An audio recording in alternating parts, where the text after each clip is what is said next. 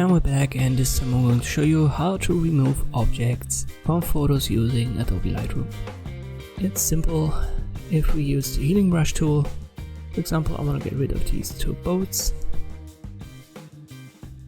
Under mode, you've got the chance to use clone or heal. Heal just means that it blends with the environment, and it's most often a better choice. Adjust the size and the feathering, you can see what happens here. You don't have to use the sliders for the size, you can also use your mouse wheel. Let me zoom in, and I adjust it using the mouse wheel. And I simply left click to get rid of the boat.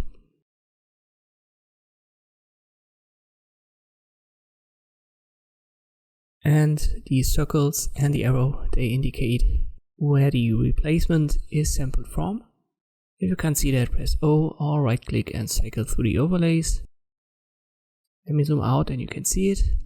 And you can drag the source around so that a different area is sampled into the one that we've just healed. And this is how you should do it. Just drag it around until you've got something that blends very well with the environment. You don't have to just left click, you can also click and drag, like I do here for the second boat.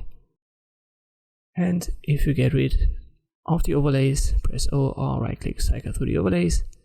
You can even add another heal on top of an existing one to create even better samples and blends with the environment.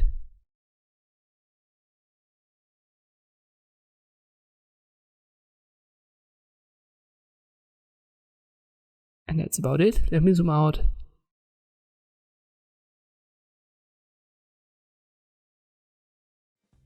Let me go to edit, and now if I switch between the original and the one we've created, we don't see the overlays anymore.